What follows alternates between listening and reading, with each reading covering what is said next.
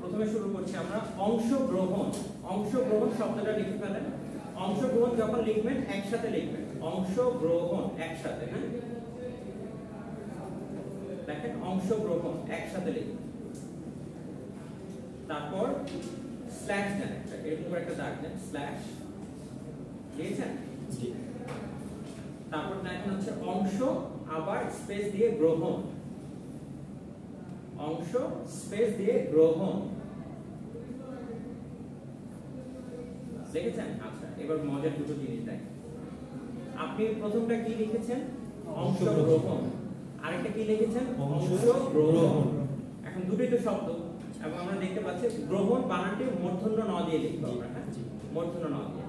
এখন আপনি দুটো বানানে লিখেছেন, এবার আসলে অংশগ্রহণ। অংশগ্রহণ মানে কি? প্রথম যে অংশগ্রহণ আছে এটার মানে হচ্ছে কি পার্টিসিপেট করা, কোথাও কি করা, শরীক হওয়া। এটাকে আমরা কি বলবো? অংশগ্রহণ। আর যখন আপনি বলছেন আরেকটা অংশগ্রহণ, অর্থাৎ হচ্ছে কোনো ভাগ গ্রহণ করা, কি গ্রহণ করা? যেমন সম্পত্তির অংশ গ্রহণ করা। যদি আমি বলি যে আমি আমার বাবার সম্পত্তির অংশ গ্রহণ করেছি, তাহলে আমি কোন বানানটা লিখবো? অংশ গ্রহণ, স্পেসটা লিখবো, স্পেস যেটা স্পেস দিয়ে যেটা আছে সেটা লিখবো। আমি আগামীকাল প্রোগ্রামে অংশগ্রহণ করব, কোন অংশগ্রহণ ব্যবহার করব? যেটা একসাথে যেটা লিখেছেন এটা। জি, আচ্ছা, গুড। তারপর আসেন 2 নাম্বার, নাম্বার দিয়ে লিখবেন। জি স্যার, নাম্বার দিয়ে লেখেন অংশীদার। অংশীদার হচ্ছে কি দীর্ঘিকার দিয়ে লিখবেন, অংশীদার। তারপর স্ল্যাশ দিয়ে আবার রস্যিকার দিয়ে লিখবেন, অংশীদার। আমি খাতা চেক করব বললাম, ঠিক মতো লেখেন অংশীদার। তারপর লেখেন হচ্ছে অংশীদারত্ব, অংশীদারত্ব দীর্ঘিকার, অংশীদারত্ব একসাথে। হ্যাঁ, অংশীদারত্ব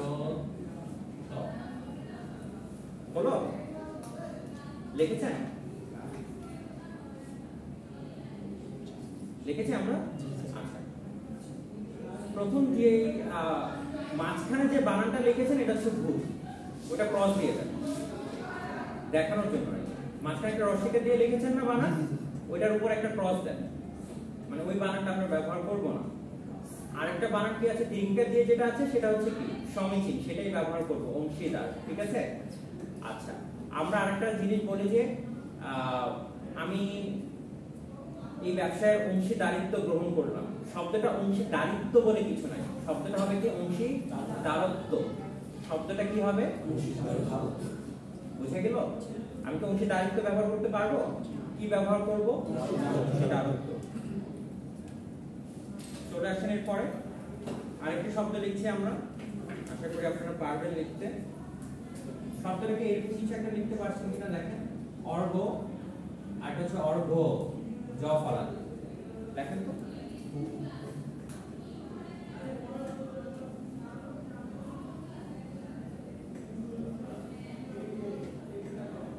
লিখেছেন?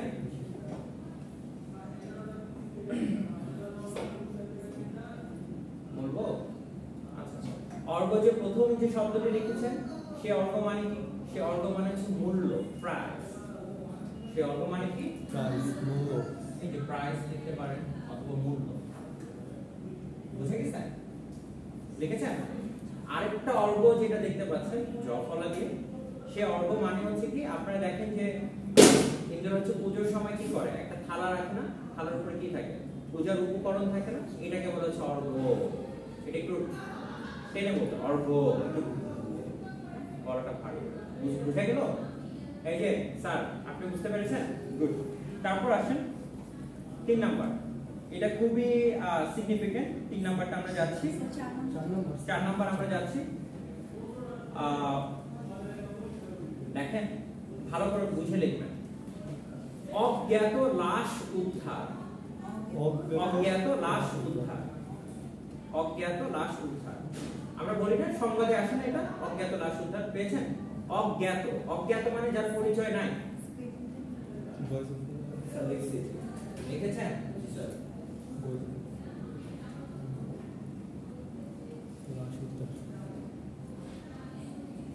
দেখেছেন? ওকে, আচ্ছা, তারপর লেখেন স্ল্যাশ দিয়ে আবার লিখবেন অজ্ঞাত পরিচয়। অজ্ঞাত পরিচয় একসাথে, অজ্ঞাত আর পরিচয় শব্দটি একসাথে থাকবে।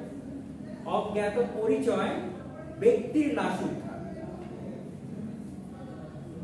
অজ্ঞাত পরিচয় ব্যক্তির লাশ উদ্ধার লিখে দিব।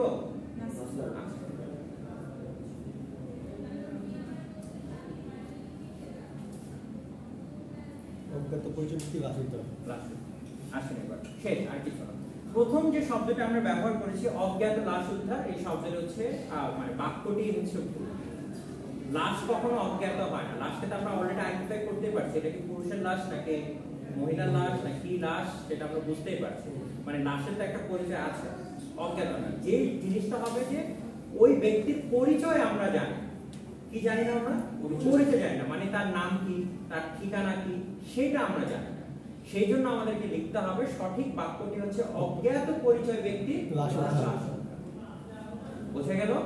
তাহলে কোনটা আমরা ব্যবহার করব? অজ্ঞাত পরিচয় ব্যক্তির লাশ উদ্ধার। অজ্ঞাত পরিচয় ব্যক্তির লাশ উদ্ধার। বুঝে গেল? আচ্ছা, এরপর আমরা আরেকটা শিখছি, 5 নাম্বার হবে সম্ভবত। অতঃপর, অতঃপর, হ্যাঁ, অতঃপর আমরা লিখি না? আমি জানি না আপনি কিভাবে লিখছেন, এরকম চেষ্টা করেন একটু লিখতে। এরকম একটা বানান লিখবেন, হ্যাঁ, তারপর আবার এরকম একটা বানান লিখবেন, বিসর্গ, ঠিক আছে? দুটো বানান, হ্যাঁ, লেখেন, লিখেছেন? জি স্যার। আচ্ছা, আমরা যেটা উচ্চারণ করি এটা অতঃপর, কিন্তু উচ্চারণটা হবে হচ্ছে কি অতঃপর। আচ্ছা, উচ্চারণটা কি হবে? অতঃপর। বানানটা সঠিক হচ্ছে এটা, বানান সঠিক এটা, আর এই যে বিসর্গ আছে এটার জন্য উচ্চারণটা হবে এরকম, অতঃপর। ওকে, বুঝে গেছে উচ্চারণটা? অতঃপর বলে না, কি বলতে হবে? অতঃপর। বুঝে গেছে? প প যেটা, অতঃপর। ক্লিয়ার সবাই? আবার বলবো? চলেন এবার এর পরের টুকু চলে যাই। এর পরের টুকু হচ্ছে, এটা আপনারা নিজেরাই পারবেন, এটা মনে হয় আমার শিখাতে হবে না। কত নম্বর হবে? 6। অতিরক্ত। অতিরক্ত, রক্ত মানে হচ্ছে ব্লাড, একসাথে, হ্যাঁ, অতিরক্ত স্ল্যাশ অতিরিক্ত। স্যার এটা কি একসাথে? হ্যাঁ, অতিরিক্ত তো একসাথে জি লিখেছেন? অতিরক্ত একসাথে, অতিরিক্ত একসাথে। আচ্ছা, যখন লিখবেন যে অতিরক্তটা যখন লিখে ফেলবেন তখন তার মানে কি এক্সট্রিম ব্লাড ফ্লোয়িং, যেটা সেটাকে বলা হচ্ছে কি আমার অতিরক্ত। আর অতিরিক্ত হচ্ছে অধিক, মানে আমরা যেটা বেশি করি, বেশি করি, হ্যাঁ, মাঝে মাঝে আমরা মিলিয়ে ফেলি, এই জন্য শিখানো। এবার আসেন অনুগত। অনুগত, জি স্যার।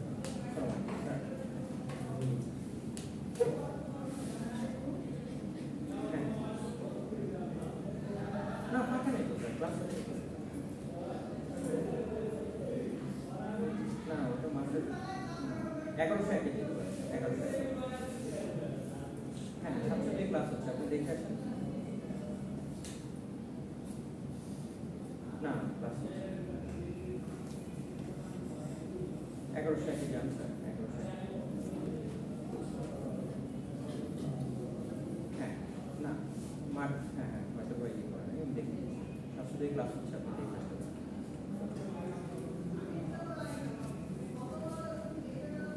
আচ্ছা, অনুগত, আরেকটা স্ল্যাশ হচ্ছে কি বাধ্যগত, দেখেছেন? অনুগত স্ল্যাশ হচ্ছে কি বাধ্যগত। আচ্ছা, বাধ্যগত বলে বাংলা ভাষায় আসলে কোনো শব্দই নেই। আমরা যেটা লিখে আসছি এতদিন ধরে সেটা ভুল লিখেছি। শব্দটা হবে কি অনুগত। বাধ্যগত বলে কোনো শব্দ নেই। বাধ্য হচ্ছে শব্দ, আর গত মানে হচ্ছে গমন করা। মানে ব্যাপারটা হয়ে যাচ্ছে এরকম যে আপনি বাধ্য হতে হতে একদম গমন করে যাচ্ছেন নিচের দিকে, তো এটা কোনো মিনিং সিগনিফাই করে না, সেই জন্য শব্দটা হচ্ছে ভুল। আমাদেরকে কি ব্যবহার করতে হবে? অনুগত শব্দটি ব্যবহার করতে হবে। তারপরে চলে যান, এরপরে চলে যাচ্ছে আমরা, দেখেন অনুরোধ। অনুরোধ মানে রিকোয়েস্ট যেটা আমরা করি, অনুরোধ অনুরোধ স্ল্যাশ হচ্ছে সবিনয় অনুরোধ। আসেন,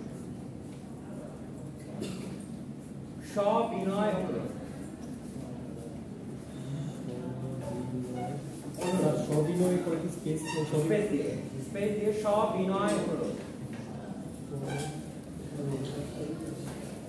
লিখেছেন? আমি বলছি আবার, অনুরোধ স্ল্যাশ দিয়ে হচ্ছে সবিনয় অনুরোধ। সবিনয় সবিনয় লিখেছেন? অনুরোধ সবিনয় অনুরোধ তো অবশ্যই স্পেস হবে। সবিনয় সবিনয় অনুরোধ দয়া করে লিখেছেন? লিখেছেন? জি স্যার।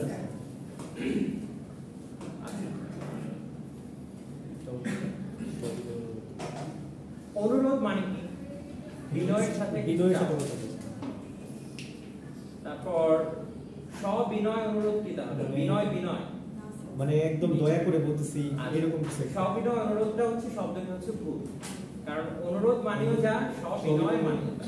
এটা হচ্ছে রিডান্ডেন্সি হয়ে যায়, মানে বারবার ব্যবহার হয়ে যাচ্ছে, এটা ভুল শব্দ। আমাদেরকে যেটা ব্যবহার করতে হবে, হয় আমরা অনুরোধ ব্যবহার করব, আর যদি ইচ্ছা হয় যে না আমরা এর থেকে আরো কঠিন শব্দ ব্যবহার করব, তাহলে ব্যবহার করতে হবে হচ্ছে স্বনির্বন্ধ অনুরোধ। সেটা আপনি নিতে পারবেন না, সেজন্য বাদ দেওয়া হলো। তারপরে আপনি যখন অনুরোধ করবেন, হ্যাঁ সেটা অনুরোধই থাক, সেটা আর অন্য কিছু করতে হবে না। অথবা এটাকে বলতে পারেন সবিনয়ের জায়গায় যদি আপনারা বলতে পারেন, সেটা হচ্ছে মিনতিপূর্ণ অনুরোধ। মিনতি করি বা মিনতি করি কি লিখতে পারি আমরা? মিনতি লিখে নেন আমার দিকে না তাকিয়ে। মিনতিপূর্ণ অনুরোধ, মিনতিপূর্ণ অনুরোধ লিখেছেন? মিনতিপূর্ণ অনুরোধ। তারপর চলে আসেন, আমরা চলে যাচ্ছি হচ্ছে কি আরেকটি শব্দে, কত নাম্বার হবে? 9। আসেন হচ্ছে অর্ধেক সত্য। অর্ধেকটা আলাদা লিখবেন, সত্যটা আলাদা লিখবেন। অর্ধেক সত্য, আরেকটা হচ্ছে স্ল্যাশ দিয়ে লেখেন অর্ধ সত্য। আরেকটা হচ্ছে অর্ধ সত্য একসাথে। হ্যাঁ আমি লিখে দিব, পারবেন? একটা হচ্ছে এরকম অর্ধ সত্য, আর একটা হচ্ছে কি অর্ধেক সত্য। দেখেছেন? আচ্ছা, এবার আসেন দুটো শব্দেরই বললাম কি আছে, দুই রকম মিনিং আছে। অর্ধেক সত্য মানে কি? Half truth, right? যদি হাফ ট্রুথ হয়, বাকি হাফ কি? মিথ্যা। এটাই তো? আচ্ছা, তার মানে এই শব্দটি ঠিক আছে, সেটা নিয়ে আমাদের কোনো সমস্যা নেই। অর্ধেক সত্য শব্দটি ঠিক আছে আমাদের, কিন্তু এরপর আসেন অর্ধ সত্য মানে কি? ওই যে অর্ধ সত্য একসাথে লিখেছেন, এই অর্ধ সত্য মানে বললাম হচ্ছে অর্ধেক মিথ্যা অর্ধেক সত্য। এই অর্ধ সত্য মানে হচ্ছে কি সত্য আর মিথ্যা দুটোই মিক্সচার আছে, আপনাকে ওখান থেকে সত্যকে আলাদা করতে হবে, মিথ্যাকে আলাদা করতে হবে। বুঝতে পেরেছেন নাকি বোঝেন না? আমাকে কেউ বোঝান। সত্য মানে হচ্ছে যে ওটার মধ্যে সত্য মিথ্যা দুটোই আছে, আমাকে বের করে নিতে হবে। এক্স্যাক্টলি, মানে ওটার মধ্যে দুটোই মিক্সচার, আপনাকে হচ্ছে আইডেন্টিফাই করে নিতে হবে কোনটা সত্য আছে কোনটা মিথ্যা আছে।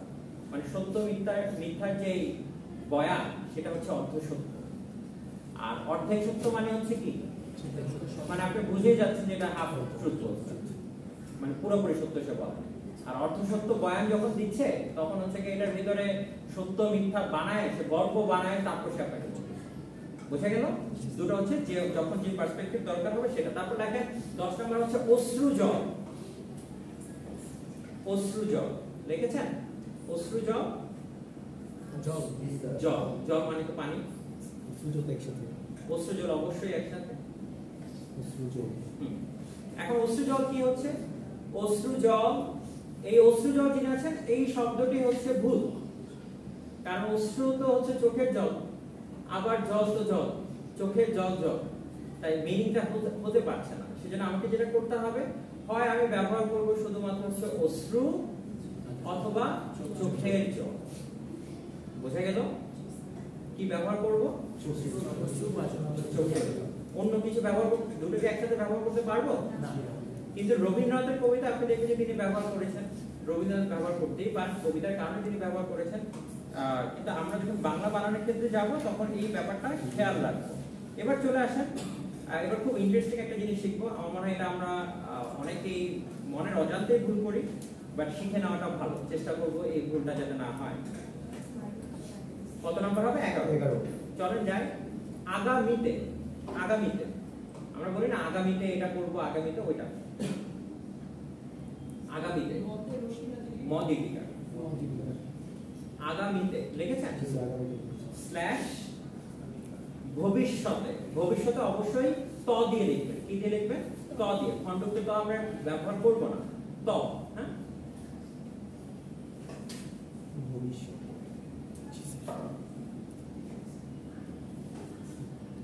ঠিক আছে? জি স্যার। এটা হ্যাঁ, ওই তটা ব্যবহার করব। কোন তটা ব্যবহার করব? এই তটা লিখেছেন।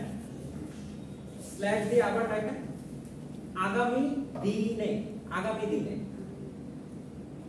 স্ল্যাশ দিয়ে লেখেন আগামী, জি স্যার, আগামী দিনে লিখেছেন। জি স্যার। প্রথম যে শব্দটি আমরা লিখেছি আগামীতে, এই শব্দটি হচ্ছে গিয়ে প্রচুর পরিমাণে, মানে আগামীতে বলে কোনো শব্দ নেই। আগামীতে ভবিষ্যৎ বুঝাচ্ছে না, আগামীতে শব্দটাই মানে এটা আমরা মনের অজান্তে আমরা বানায় ফেলছি আগামীতে। তার মানে আগামীটা কি, ওটার উপর একটা ক্রস দিয়ে দেন, এই শব্দটা আমরা ব্যবহার করব না। আগামীকাল, আগামীকাল ঠিক আছে। আর তারপর কি আছে? আগামী, আগামী দিনে, আগামী দিনে। আমরা ওই আগামীতে ব্যবহার না করে আমরা যেটা ব্যবহার করব আগামী কি দিনে, আগামী দিনে অথবা ভবিষ্যতে। ভবিষ্যতে বুঝে গেছে? তার মানে আগামীতে বলে কোনো, আপনি বলেন না আগামীতে হয়তো বা আমি ভাই আগামীতে না, আগামী দিন অথবা ভবিষ্যতে, ঠিক আছে, অথবা আগামীকাল, যেটা আপনি ব্যবহার করেন। আচ্ছা, তারপর আসেন কত নম্বর হবে? এটা একটু লিখতে পারেন কিনা দেখেন তো। আজও, আরেকটা হচ্ছে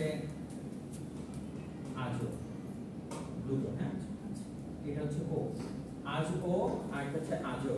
হ্যাঁ, লিখেছেন? আচ্ছা,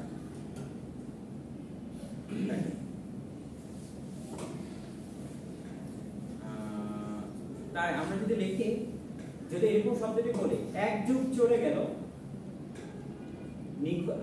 আজও নিখোঁজ সন্তানের জন্য তার মা কান্না করে। এখন আপনি দেখেন তো আমরা কোন আজও শব্দটা ব্যবহার করব?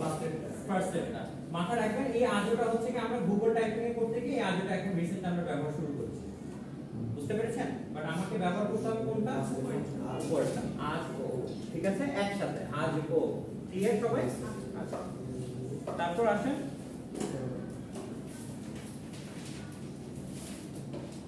এবার আমরা আরেকটা মজার জিনিস শিখি, এটা আপনাদের সাথে খুবই কানেক্টেড। ইংরেজ ও ইংরেজি। কত নম্বর হচ্ছে এটা? 13। ইংরেজ ও ইংরেজি, ও ইংরেজি দেখেছেন? এখন আসেন ইংরেজ কাকে আপনি লিখতে পাচ্ছেন? ইংরেজ কাকে বলে? ইংরেজ হচ্ছে গিয়ে ইংল্যান্ডের অধিবাসী যে মানুষগুলো আছে তাদেরকে আমরা কি বলি? ইংরেজ। তাদের ভাষাকে আমরা কি বলি? ইংরেজি।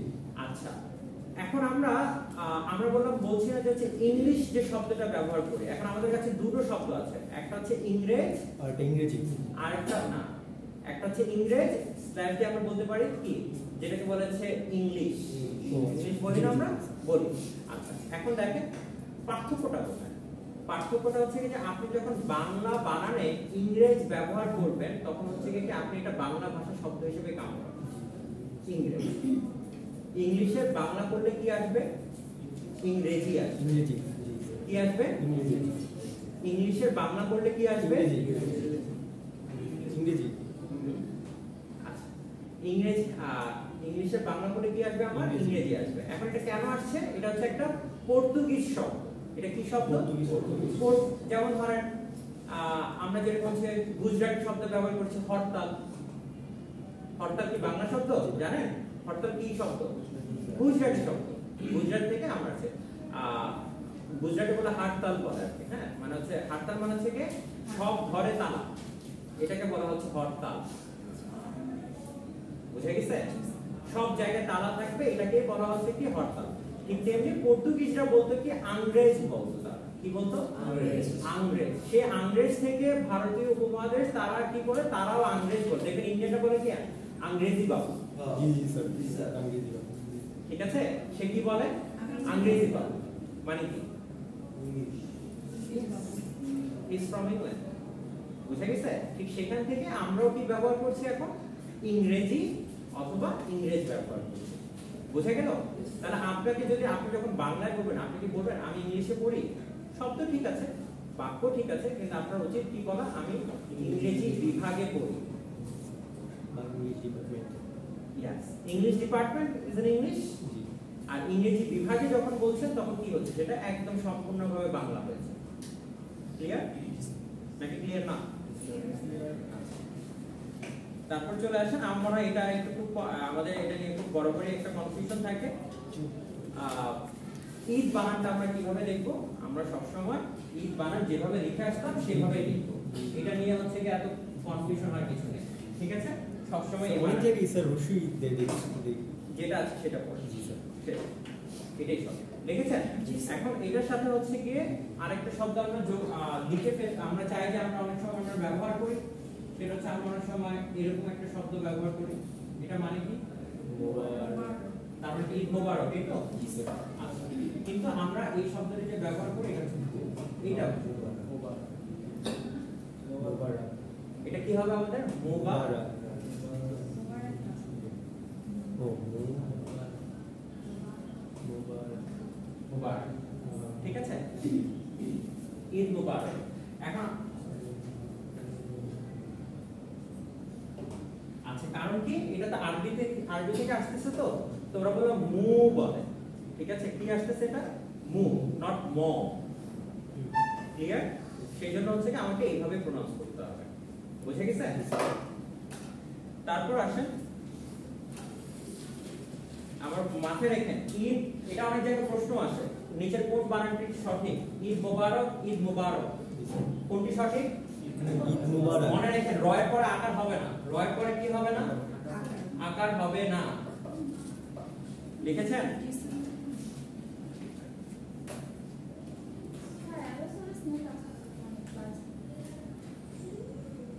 আমি অ্যারোসল পারফিউম ইউজ করি না স্যার, জানি না। যে করেছে তাকে ধরতে পারেন। প্রবাবলি হয়তো বা কোথাও এয়ার ফ্রেশনার দিয়েছে অথবা কিছু একটা আসতেই পারে। যেহেতু এটা বেডরুম না, সেহেতু একটু কনসিডার করতে হবে। আচ্ছা, লেখেন কি? বাংলা থেকেই স্যার। আচ্ছা লেখেন। আচ্ছা লেখেন, এক বাবার এক ছেলে। এক বাবার এক ছেলে। লিখেছেন?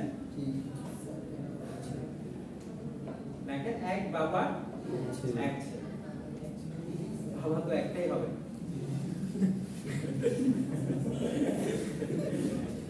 আপনি তো নিশ্চয়ই মাল্টিপল বাবার ছেলে হতে পারবেন না, ইম্পসিবল। তার মানে কি? এক বাবার এক ছেলে শব্দটি হচ্ছে ভুল। তিনি বাবা মার একমাত্র ছেলে। এইটা হচ্ছে সঠিক বাক্য। একমাত্র ছেলে, একমাত্র শব্দটা আমরা ব্যবহার করব, কিন্তু আমরা কখনো এক বাবার এক ছেলে শব্দটি হচ্ছে গিয়ে, মানে এটা খুবই হাস্যকর। মানে আমরা যখন আমরা বলি না যে এক বাবার এক ছেলে, মানে এটা হাস্যকর। বলতে হবে বাবা মার একমাত্র ছেলে। মানে হয়তো আমরা মিনিংটা কখনো ওইভাবে চিন্তা করি না, তো তাই আমরা বুঝি না। Out of the heat moment আমরা এক বাবার এক ছেলে, আমি সবাই বলছে এক বাবার এক ছেলে, এক মায়ের এক ছেলে, এরকম ভাবে বলি আমরা। সো জিনিসটাকে এটা কোনোভাবে একমাত্র শব্দটি ব্যবহার করতে হবে। কি করতে হবে? একমাত্র। সে তার বাবার একমাত্র ছেলে, মার একমাত্র ছেলে। কত নম্বর হবে? 16। এবার দেখেন, এক মাথা, এক মাথা একসাথে, এক মাথা একসাথে, এক মাথা স্ল্যাশ দিয়ে লেখেন এক স্পেস মাথা।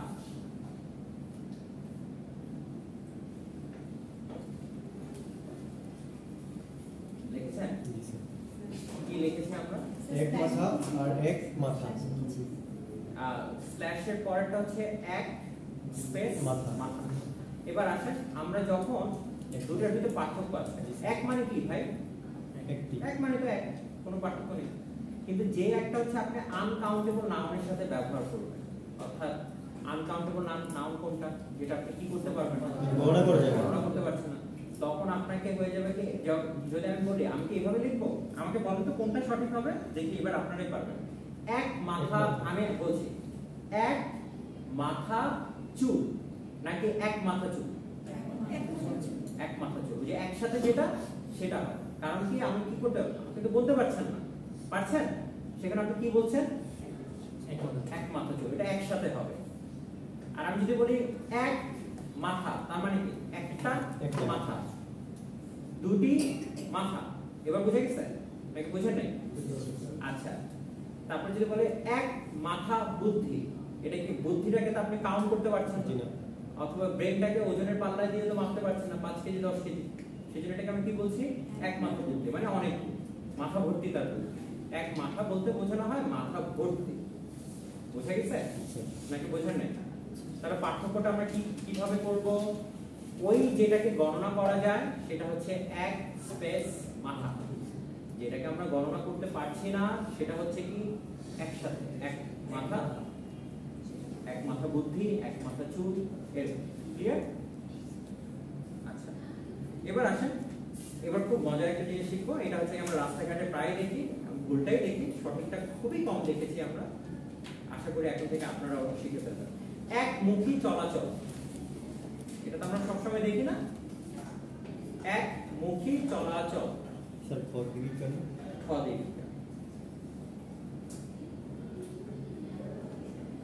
লিখেছি আমরা একমুখী চলাচল। আচ্ছা, এবার আসলে এটা মানে আপনারা এক্সপ্লেন করতে পারবেন, আমার মনে হয় কেউ চাইলে করতেও পারে। একমুখী মানে কি ভাই? One way. আর চলাচল মানে কি? যাতায়াত আপনি করতে, মানে আসতেও পারবেন যেতেও পারবে। তাহলে এই শব্দটা কি জি না স্যার, একমুখী তো একদিকেই। একদিকে, আবার চলাচলও বলতেছেন, হচ্ছে শব্দটা হচ্ছে না, আমাকে বলতে হবে একমুখী রাস্তা। কি বলতে হবে? একমুখী রাস্তা। অথবা বলতে হবে একমুখী পথ, বুঝে গেছে?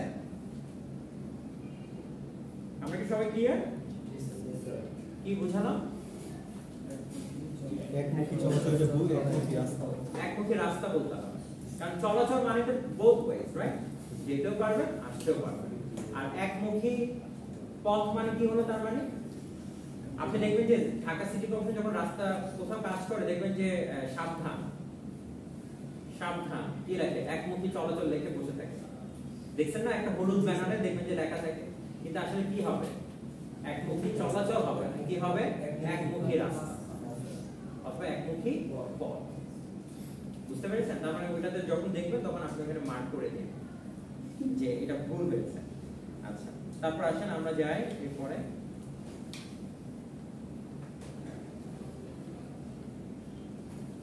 আচ্ছা, আরেকটা জিনিস আছে, আমরা বলি না যে ধরেন আমি কি পড়াচ্ছি, বাংলা ভাষা ছাড়াও, এছাড়াও আপনার কোর্স আছে ইংরেজি, এরকম।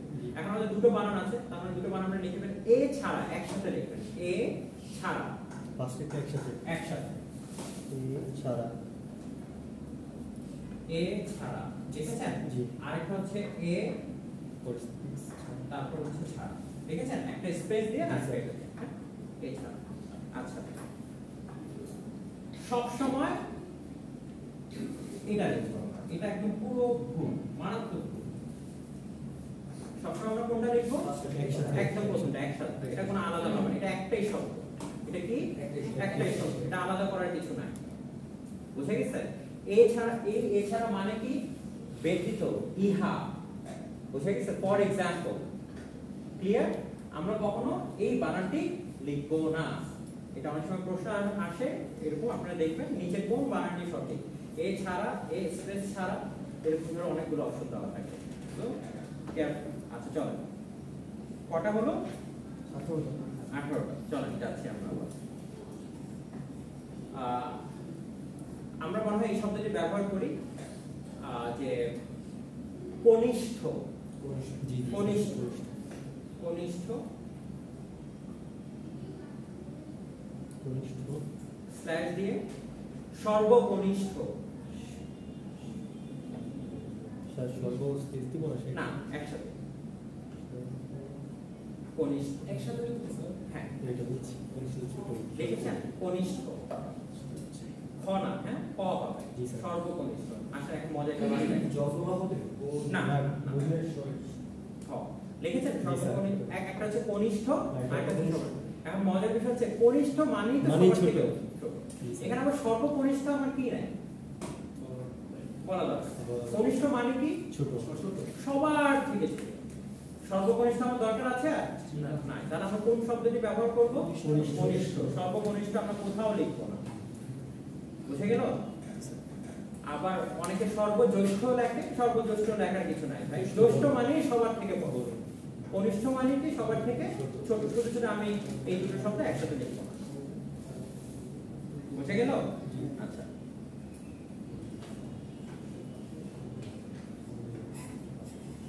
আচ্ছা এবার আসেন এবার আজকে আমরা যেটা দিয়ে শুরু করেছিলাম বাংলা বানান কোথায় কি লিখবেন এই কথা বলেন না শেষ করছি এটা একটা কি আছে আর একটা কি এটা দেন ওকে বাবা কথা বলেন লেখেন কি স্ল্যাশ দিয়ে কি কি লিখেছেন আচ্ছা। এখন আসেন কোনটার অর্থ কি আসলে কোন কি এর অর্থ কি সেটাই হচ্ছে আমাদেরকে বের করতে হবে ক রস্যিকার যেটা আছে সেটাকে জানি কত বলছিলাম কি হচ্ছে কি এই যে ক রস্যিকার এটা হচ্ছে প্রশ্নবোধক অব্যয় প্রশ্নবোধক মানে কি হচ্ছে আবার ওই কি দিও আপনি প্রশ্ন কিন্তু মনে রাখবেন দুটোর ভিতরে পার্থক্য আছে আচ্ছা আমি যদি বলি ধরেন আমি আপনাকে বললাম একটা প্রশ্ন করলাম যে যখন কোনো প্রশ্নের উত্তরে কি পাবেন কি যে ধরেন বললো যে হ্যাঁ আমি আপনাকে বললাম যে হচ্ছে সিগনিফিকেন্স অর্থ কি আমি কোন কি লিখবো এই কি লিখবো না এই কি লিখবো ফার্স্ট এটা লিখবো কেন কোশ্চেন করা হয়েছে ওটা তো করছে কিটা দিয়েও আমি কোশ্চেন করতে পারবো কোনো সমস্যা নেই পার্থক্যটা হচ্ছে এটা যেই প্রশ্নের উত্তর আপনি এক কথায় মানে একটা ওয়ার্ড অ্যানসার হবে সেটাই হচ্ছে কি হবে সিগনিফিকেন্স অর্থ গুরুত্বপূর্ণ শেষ স্যার আর যখন এই প্রশ্নের উত্তরটাকে এলাবোরেট করতে হবে তখন আপনাকে হবে কি কি আমি যদি বলি আপনাকে আমি আপনাকে কখনো এই প্রশ্ন যেমন আমি আপনাকে বলি সাহিত্য বলতে কি বুঝি এটা ভুল প্রশ্ন প্রশ্নটা আমার কি হয়েছে ভুল হয়েছে কারণ আপনি এটা জীবনে ওয়ান ওয়ার্ডে আপনি অ্যানসার দিতে পারবেন জি না এটা ওয়ান ওয়ার্ডের অ্যানসার ডিজার্ভ করে না তখন আমাকে এখানে কি কি দিতে হবে বুঝে গেল নাকি বোঝেন নাই স্যার লিখতে বলতে পারবো দুইটাই দুইটাই বলছি। এখন আমি যদি আপনাকে বলি যে সাহিত্য বলতে আমি ক রস্যিকার দিয়ে বোঝাই সাহিত্য বলতে কি বোঝো আপনি তো সাহিত্যের অর্থ জিজ্ঞেস করেন না আপনি কি বোঝে মানে আপনার আমাকে বুঝাইতে হবে আপনি কি বোঝেন সেটা আপনি আমাকে বোঝাবেন সেটা তো আপনি একটা শব্দ একটা লাইন দিয়ে আমাকে বোঝাতে পারবেন পারবেন না যে প্রশ্নের উত্তরটা হচ্ছে এলাবোরেট করতে হয় বড় করতে হয় তখন আমাকে প দীর্ঘিকার ব্যবহার করতে হবে কি ব্যবহার করতে হবে প দীর্ঘিকা আর যে প্রশ্নের উত্তরটা আমি ওয়ান ওয়ার্ডে পেয়ে যাব সেটাতে আমার কি আসবে রস্যিকা খুব সিম্পল যেমন ধরেন আমি আপনাকে প্রশ্ন করলাম shall I leave উত্তর কি হবে yes or no right yes or no যে কোনো একটা হবে কিন্তু আপনাকে যদি বলি why should you leave দেখেন প্রশ্ন উত্তর কি জি বড় হয়ে গেছে বড় হয়ে গেছে অর্থাৎ জিনিসটা এরকম যখন দেখবেন যে আপনার প্রশ্নের উত্তরটা আপনি ইয়েস নো হ্যাঁ বা এগুলি দিয়ে উত্তর দিতে পারছেন না তখন আপনাকে কোন কি ব্যবহার করতে হবে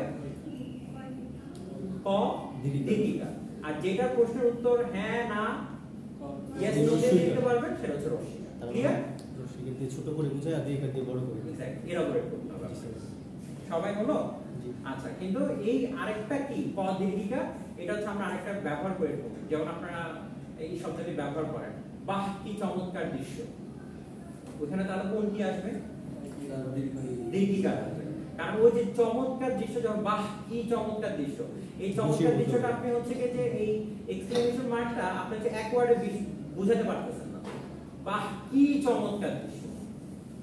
সো আমি ওখানে তখন কোডটা ইউজ করব ক দীর্ঘিকার, নট ক রস্যিকার। ক্লিয়ার? বাহ কি চমৎকার দৃশ্য মাথায় রেখে তারপর চলেন। কটা হলো? 20টা 19 20 20। ঠিক আছে, আজকে আর না।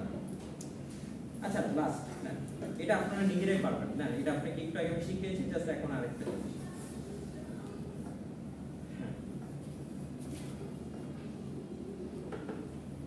গোলাপ জল লেখেন, গোলাপ জল।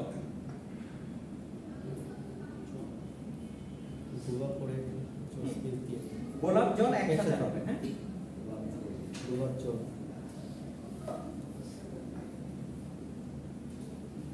আচ্ছা, তো গোলাপ জল মানে কি? গোলাপ জল। আরেকটা স্ল্যাশ দিয়ে লেখেন গোলাপ জলের পানি। দেখেছেন? হ্যাঁ, এই তো মাথায় বুদ্ধি ঢুকে গেছে। গোলাপ জলের পানি হবে। গোলাপ জল তো বুঝি। আপনি দোকানে গিয়ে যদি সবসময় বলেন ভাই গোলাপ জলের পানি দেন, কোনটা হবে? গোলাপ জল। সে আমাকে একটা গোলাপ জল দেন। আমি গোলাপ জলের পানি আর চাইতে হবে না, কারণ জলও যা পানি। কিন্তু আমরা কি ব্যবহার করি? বুঝে বলতে বলতে ওটাই শিখেছি, গোলাপ জলের পানি দেন, গোলাপ জলের পানি দেন। আপনি দেখবেন ওই যে বাবুর্চি যখন রান্না করছে তখনও বলতেছেন যে একটু গোলাপ জলের পানি ছিটায় দেন, কিন্তু গোলাপ জল বললেই হয়ে যাচ্ছে। এটা আমরা কেন বলি জানি না, হয়তো এটা আমরা ভুল বলতে বলতে আমাদের এরকম চলে আসে। তারপর আসেন 21 20 22 হবে না, লেখেন গোড়ায় গলদ। গোড়ায় গলদ আমরা বলি না, গোড়ায় গলদ। আরেকটা কি বলি? হ্যাঁ, স্ল্যাশ দিয়ে লেখেন বিসমিল্লাহ, বিসমিল্লাহ গলদ। বিসমিল্লাহ গলদ বলি না আমরা? বলেননি কখনো? আমরা বলি না বিসমিল্লাহ গলদ, মানে কি শুরুতেই যে ভুল করে, শুরুতেই ভুল করে সেটাকে আমরা কি বলি? আপনি তাহলে জীবনে শুরুতে কখনো ভুল করেন না, যেটা বলেন বিসমিল্লাহ গলদ। দেখেছেন? গলদ, গলদ এই কি জানে গালাত, গালাত থেকে গলদ। আচ্ছা, গালাত বুঝেন, গলদ বুঝেন না, এই বিক্রি করেন, হিন্দি বোঝেন, বাংলা বোঝেন না। হ্যাঁ আচ্ছা, লিখেছেন? কি লিখেছেন? আচ্ছা দেখেন, বিসমিল্লাহ কোনো গলদ নাই। বিসমিল্লাহ তো ঠিক আছে, সব বিসমিল্লাহ আপনি যখন বলি বিসমিল্লাহ গলদ, শব্দটা মানে হচ্ছে কি বিসমিল্লাহর ভিতরে গলদ আছে, যেটা হচ্ছে একদম চরম পরিমাণের ভুল, মানে এটা শুধু ভুল, এটা পাপ পরিমাণ জিনিস। বুঝে গেছে? মানে আপনি বলছেন কি বিসমিল্লাহ ভুল মানে কি বিসমিল্লাহর ভিতরে ভুল আছে, আপনাকে বলতে হবে গোড়ায় গলদ। কি বলতে হবে? গোড়ায় গলদ। বুঝে গেছে? অথবা বলতে হবে শুরুতেই, শুরুতেই গলদ, এগুলো বলতে পারেন। কিন্তু আপনি বিসমিল্লাহ গলদ বলাটা কি হবে? চরম, মানে এটা পাপ হবে। কারণ আপনি বিসমিল্লাহর ভিতরে কিভাবে ভুল থাকে? বিসমিল্লাহ it's okay, in the name of Allah, এটা তার ভুল কিছু নাই। বুঝে গেছে? এটা আমরা দেখবেন যে বলে ফেলি, না জেনেই বলে ফেলি, হয়তো আমাদের বোধটুকু ওইভাবে কাজ করে। লিখেছি আমরা সবাই? অথবা অনেক সময় শুধু গলদও বলি না, বিসমিল্লাহ ভুলটাই ম্যাক্সিমাম সময় আমরা ইউজ করি। সো আমরা এই শব্দটি আর ব্যবহার করব না। ক্লিয়ার? এরপরে চলে আসে কত নম্বর হবে? এটা আপনারা নিজেরাই পারবেন, আমার মনে হয় ইনশাআল্লাহ এতটুকু বিশ্বাস আছে, এতটুকু আপনারা নিজেরাই সলভ করতে পারবেন। একটা লেখেন চলাকালীন। চলাকালীন, ও চলাকালীন যেটা চলছে, আপনি ভাবে লিখছেন কিনা আমি খাতে শিখবো। চলাকালীন না লিখে থাকলে স্যার ওই রসিকার না দীর্ঘিকার? দীর্ঘিকার। চলাকালীন লিখেছেন, স্ল্যাশ স্ল্যাশ দেন, দিয়ে লেখেন চলাকালীন সময়ে। হ্যাঁ, এটা আপনার আলাদা আলাদা হবে। হ্যাঁ, এটা আপনারা আমাকে সলভ করে দেন, এটা আমি আপনাদের কাছ থেকে শিখি। চলাকালীন, আর এটা হচ্ছে কি চলাকালীন। চলাকালীন তো বোঝাচ্ছি যে আমি চলতেছি এই সময়ে। হ্যাঁ, আর চলাকালীন সময়ে তো এটা তো আবার দুবার বলতেছি, এটা ভুল। অবভিয়াস, চলাকালীন সময় বলে কিছু হবে না, চলাকালীন ব্যবহার করলেই হবে। ক্লাস চলাকালীন ডিস্টার্ব করবেন না, নাকি আমি বলবো ক্লাস চলাকালীন সময় ডিস্টার্ব করবেন না? কোনটা? ডান। যেটা চলাকালীন সেটা তো চলছে, সেটা সময়ের ভিতরেই আছে। আমাকে আর দয়া করে আবার বলতে হবে না চলাকালীন সময়ে এই এটা আমার ব্যবহার করা অনুচিত। তাহলে আমি কোনটা ব্যবহার করব? চলাকালীন। চলাকালীন। ডান? জি স্যার। ঠিক তেমনি থাকাকালীন, অবস্থানকালীন এই শব্দগুলি আমরা ব্যবহার করতে পারবো। ঠিক আছে? মানে থাকাকালীন মানে আপনি তো আছেন, এটা সময়ের ভিতরেই আছে। অবস্থানকালীন এটাও সময়ের ভিতরে আছে। আমরা বলি না যে এই ক্লাসে অবস্থাকালীন সময়ে, ভাই অবস্থা তো আপনি এখন আছেনই, তো আমার এখানে আর কি দরকার নাই, নতুন করে এক্সট্রা করে সময় অ্যাড করা দরকার। মানে আপনি তো এই সময় আপনি এখানে কোথায় আছেন? ক্লাসেই আছেন, অবস্থান করছেন। এইগুলি একটু আমরা খেয়াল রাখবো, হয়তো অনেক সময় ভুলে যাই আমরা। আচ্ছা, এরপর আসেন কত নাম্বার হতে যাচ্ছে? 24। চলেন যাই। এটা খুব আমাদের জানতে হবে, শিখতে হবে। জনাব, আরেকটা হচ্ছে জনাবা।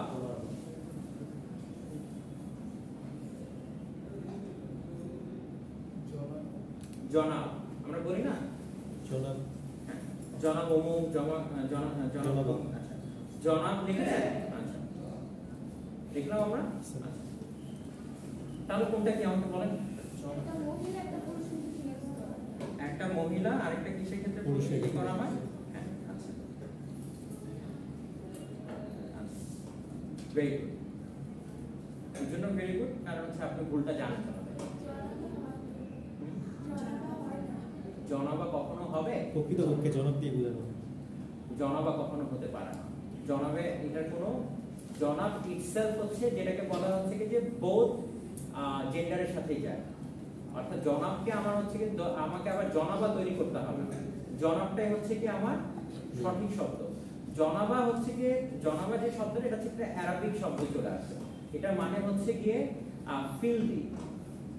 কি এটার মানে? ফিল্দি অর্থাৎ ডার্টি থিংস। এটাকে বলা হচ্ছে কি যে অথবা ইম্পিওর স্টেট, যেটা অপবিত্র অবস্থা, সেটাকে জনাবা বলা হয়। আর জনাব যে শব্দটা আমরা মহিলার ক্ষেত্রে জনাব ব্যবহার করব, পুরুষের ক্ষেত্রে কি ব্যবহার করব? জনাব। কখনো জনাবা শব্দটা ব্যবহার করব না। বুঝা গেল?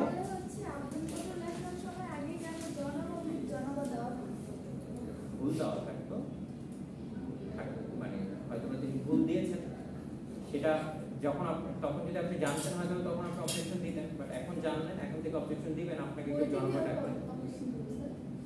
অবজেকশন দেওয়ার তো জায়গা নাই, সেজন্য নিজেকেই শুধরাতে হবে। আপনি যেদিন আপনি থেকে বই লিখবেন সেদিন আপনি আর কখনো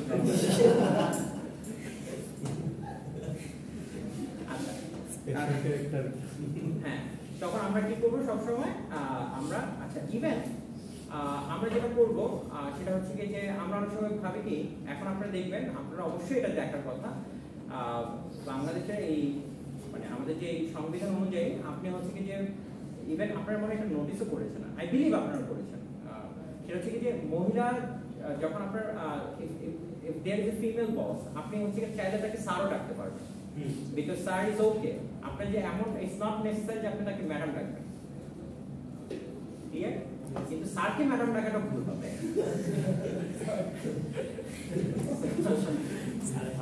হ্যাঁ, তো আপনি ম্যাডামকে স্যার ডাকলে মেয়েরা আবার খুশি হয়, মানে ম্যাডাম না ডেকে আপনি তাকে স্যার বললে একটা ভাব সাপ চলে আসে, কিন্তু স্যারকে ম্যাডাম বললে আবার স্যার খুব মানবে।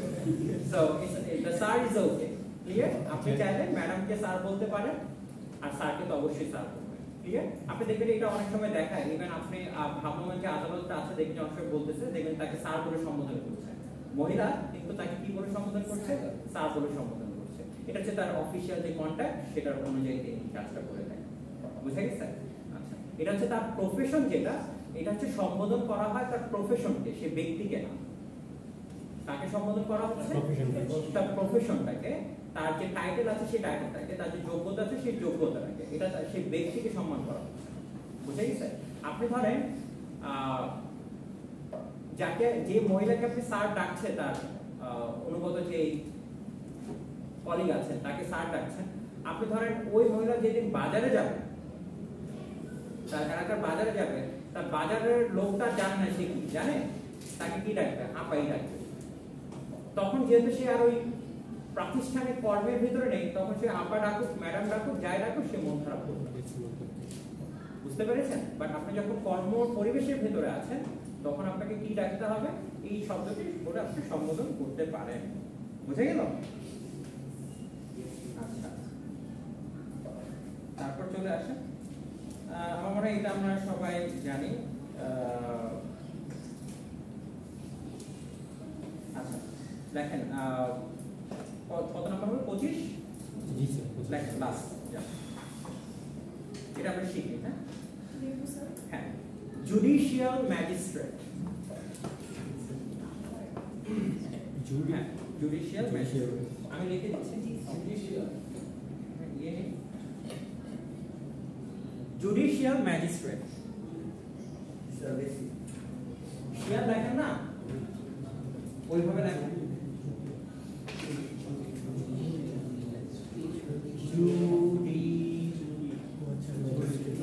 জুডিশিয়াল লিখেছেন?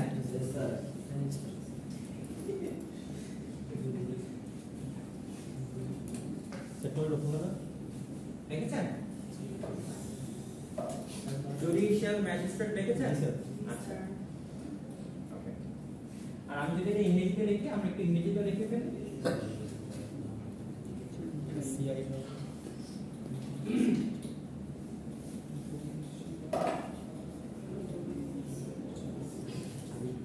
লিখেছেন?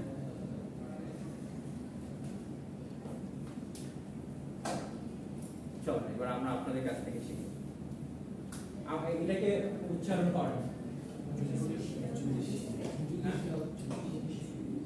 জি স্যার। লজ্জা হচ্ছেন কেন বলেন? এটাকে উচ্চারণ করেন। জুডিশিয়াল। আমরা কি বলছি? Judicial magistrate. অনেকে লজ্জা পাচ্ছে, বলতে যাচ্ছেন না। শিয়াল আছে তো কোন দিকে একটা ভাষা আছে, সে বলছে এটা হচ্ছে জুডিশিয়াল। জুডিশিয়াল ম্যাজিস্ট্রেট, তাহলে বাংলা বানান এটাও ভুল, আমাকে লিখতে হবে জুডিশিয়াল। বুঝে গেছে? ঠিক আছে, জুডিশিয়াল বলবো, যে বলবেন সে ওইটা। আচ্ছা, জুডিশিয়াল হবে, কি হবে? জুডিশিয়াল। আচ্ছা, ঠিক তেমনি। আচ্ছা, একটু শিখে দিই আপনাদের। এটা কি হবে? এসেনশিয়াল। এটাও শিয়াল বলা যায়। Essential. ওকে, বুঝে গেছে? শিয়াল বলা যাবে না। আপনার মনের কথা মনেই রাখেন, কি বলতে হবে? এসেনশিয়াল। বুঝে গেছে? জুডিশিয়াল। ক্লিয়ার? শিয়াল বলবো আর বলবো। যা, শেষ। অনেক কিছু শিখলেন না? পরে আমরা আরো কিছু শিখবো ইনশাআল্লাহ। রেকর্ডিংটা একটু অফ করে দেন।